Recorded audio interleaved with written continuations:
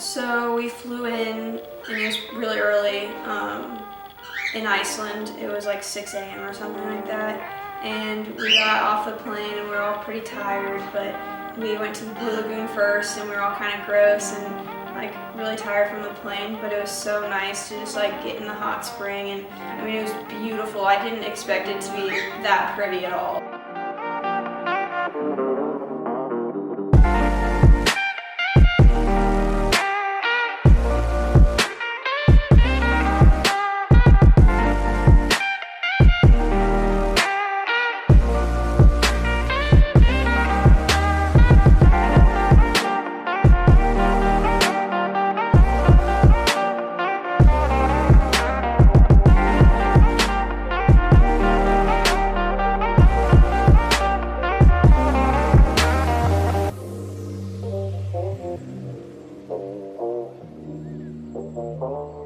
Even the car rides, like, people think car rides are boring, but every second was just beautiful to look out the window and see the sheep or whatever we were seeing. And even if it was cloudy, it was still amazing to look out the window. And there's just never a dull moment, honestly. It's just like, I like how there's just a wide variety of different things to do, and it's just so beautiful no matter where you are.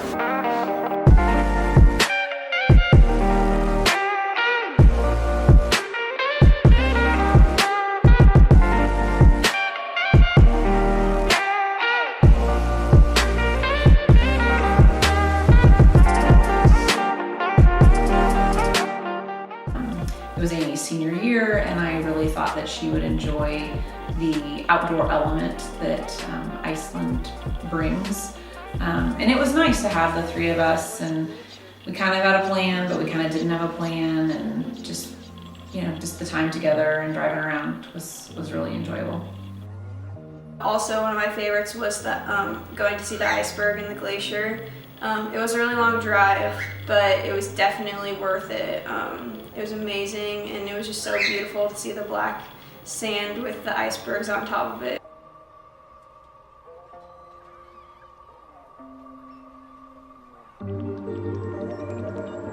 So after Iceland, we flew to Amsterdam and met Dad and Cora there.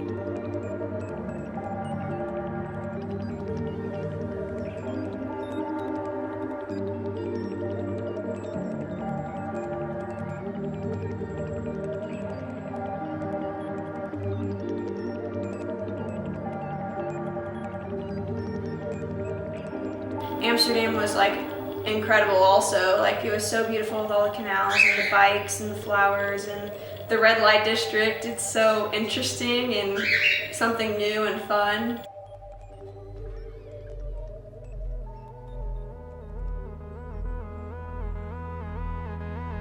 These people are dancing practically naked out in these doors, and they have these jelly-filled boobs, and they're all different sizes. So that was a learning experience.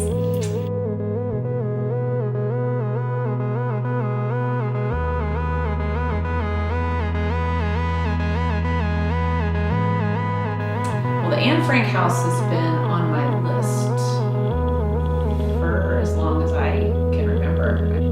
Some of the things that families and children went through to survive is fascinating and amazing and heartbreaking all in one.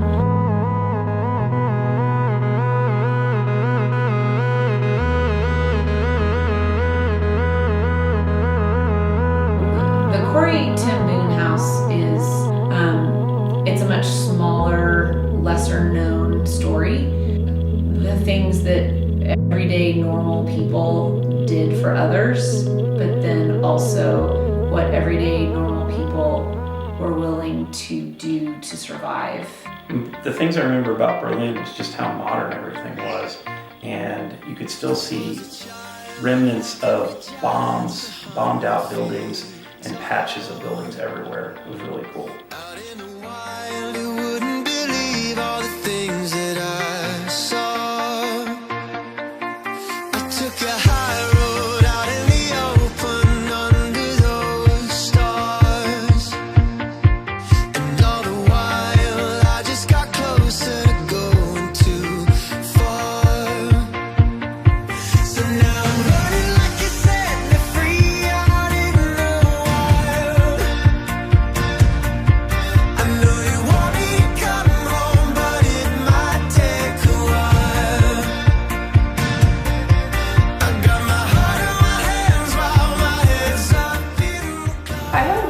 Potsdam with Grandma when I graduated high school, and I remembered it being so beautiful, and I really wanted us to go back and see it. We did a tour inside one of the palaces, and each room was different, but so detailed and so over the top. The thing I remember about Potsdam was how intricate all the gardens were, and what a big, massive amount of ground that facility had.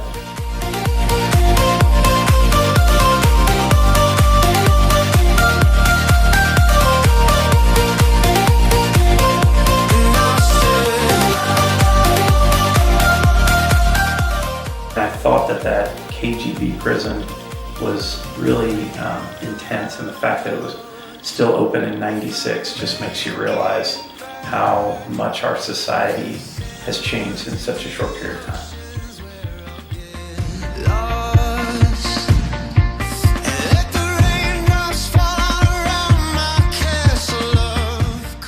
There used to be a very stark difference between the west and the east side of Berlin when I was there 16 years ago. And I remember there were tons of cranes and a ton of construction and development.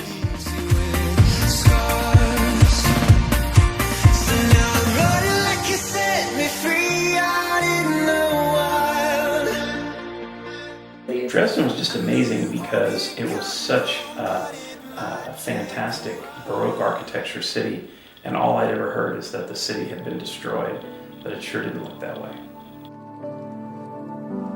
Mom had remembered this town called Seifen. There were so many different German Christmas items, which were really cool, and we stopped and we looked around and we bought a few things. Concentration camps were really interesting. I mean, it was very hard to see something like that, but it's definitely something I think everyone should experience.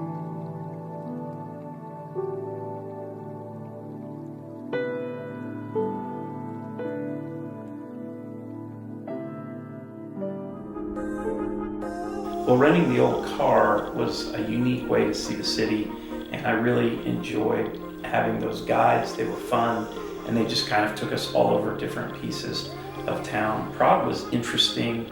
I didn't know a lot about Prague, but it was cool driving around in the old vintage car. It was a lot of fun.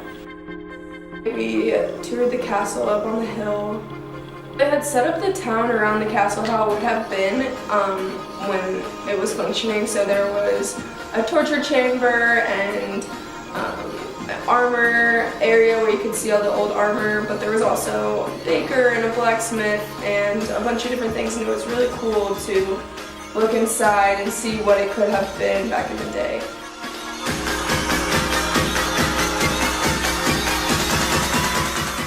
The main bridge in Prague was not very far from our apartment where we were staying.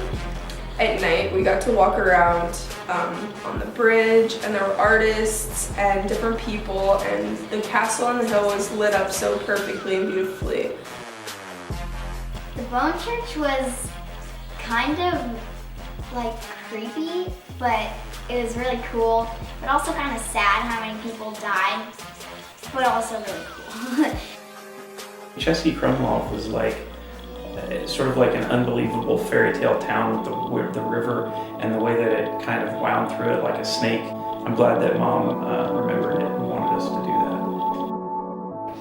And I remember being there in the summer and seeing people rafting in the river, and we didn't have time to do that, and always said that if I go back, that was one thing that I wanted to do. I just think it's a charming city, very picturesque.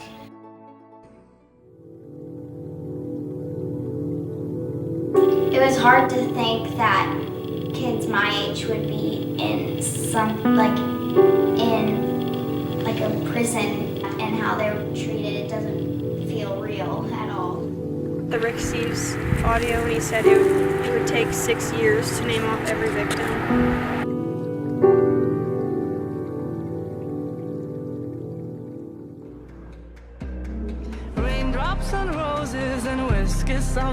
So Salzburg in general was just like really pretty.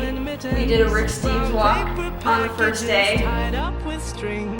These are a few of my favorite things. We bought a bunch of big pretzels, and we just sat on the steps of this church and just ate these pretzels, and they were so delicious.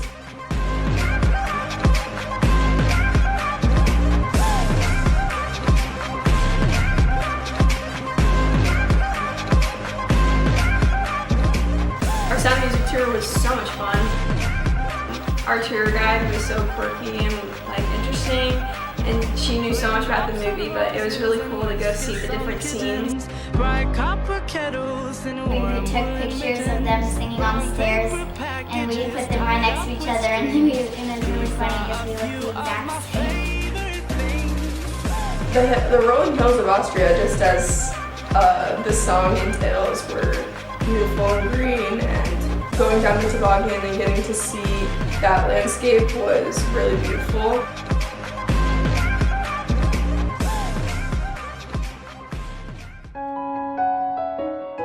Well, the Eagle's Nest was incredibly beautiful, thinking about how people must have worshipped Hitler like a god to build a facility like that just to give him as a birthday present.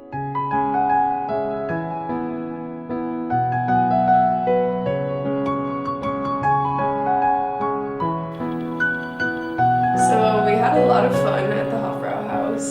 We ordered a few different type of beers, and we all tried it, including Cora, and she thought it was pretty gross, but we had a lot of fun just trying the pretzels and spending time there. And then we did spend some time waiting for the Glockenspiel to start, and we were all kind of expecting it to be really impressive, but it really wasn't. Concentration camps to me are fascinating because I can't wrap my head around them. It's hard to walk around and think about, if you've been a different generation and born into a different country, how different that would be and how firsthand that could have been for our family. The castles were awesome, especially Neuschwanstein. Obviously that's like one of the most famous ones, but it was almost exactly like the Disney castle. But it was so beautiful, not just the castle, but even just like the mountains surrounding it. So we were driving by this lake, and it looked really pretty and peaceful. So we jumped in, and it's freezing.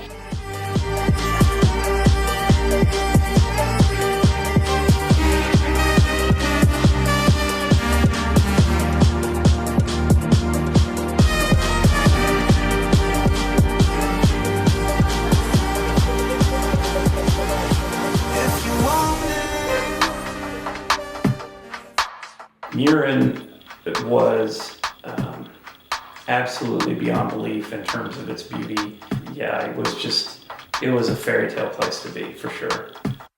So we took the gondola all the way to the top one of the days, and all around you, being surrounded in all directions by some of the most beautiful mountains I've ever seen, was breathtaking. At the peak was where a scene from one of the James Bond films were shot. What's my mission? I'll be right there. And how they shot the films, and there were also simulations where you could put yourself into the films. Cora just deadpanned the whole thing, and it was hilarious because she was just chewing her gum, straight face. The thrill walk, I'm glad I did it, but I can't say that I enjoyed it. I just get kind of heebie-jeebie with those things, and just kind of shaky, and I'm glad I did it, but I can't say that I loved every minute of that part. Well, when we were walking up the mountain to go paragliding, I was getting a little nervous realizing how high we were getting to take off, and thinking that it's gonna be scary how high we were gonna be just dangling from this fabric. But once you get on, once you run off, you pretty much are just floating, and it doesn't even feel like you're in the air.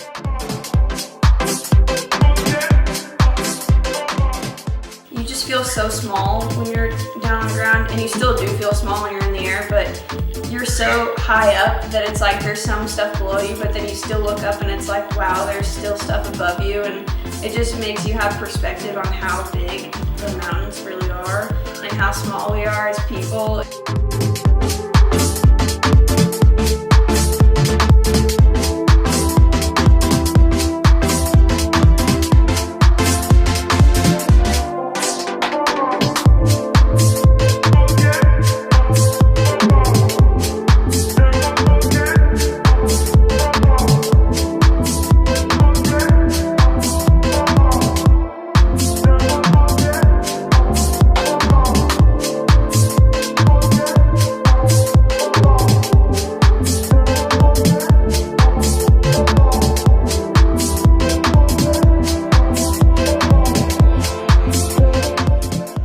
But even I think my most favorite part was just walking around the town, eating fondue at night, and hanging out and seeing all the cows when we went on our hikes through the meadows was really just as enjoyable as being at the peak.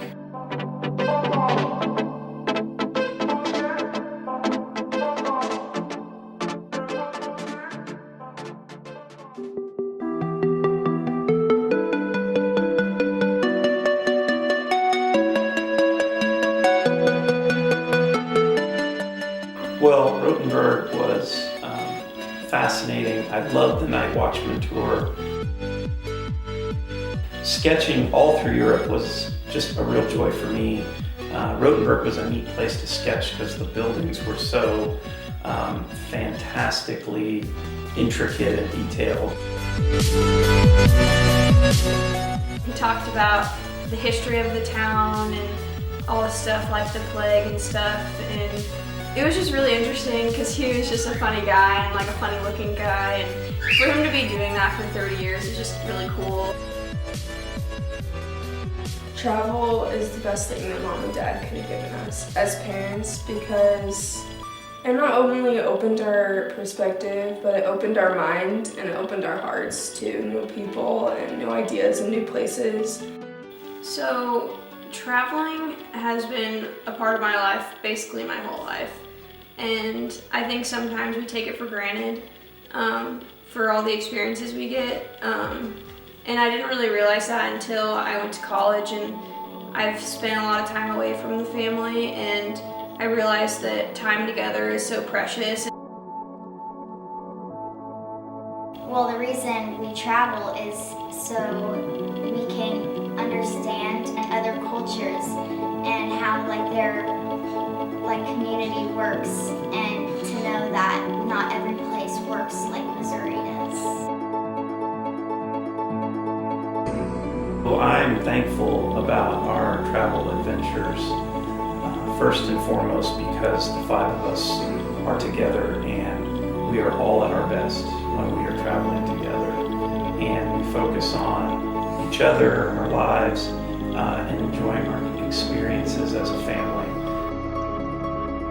Our travels have instilled such a sense of adventure in me that I can't shake now that the trips are going to be changing and our family is going to be looking different as we get older, but that sense of adventure that was instilled in me from the very beginning will be with me forever.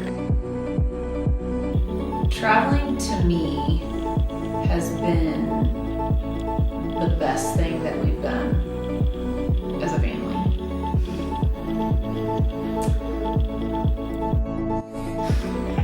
I just really enjoy and appreciate the uninterrupted time that we have together.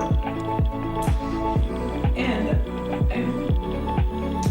I'm really grateful that we've had the time and the money and the health to be able to go on these adventures together. I don't know anyone who has taken their children and been quite as adventurous as we have been. I know people that have the time but don't have the money, or have the money and don't have the time, or they're too afraid, or they're too close-minded. And I'm just proud of us for going. I wouldn't trade any one of our trips for any other thing in the world that we have as a family.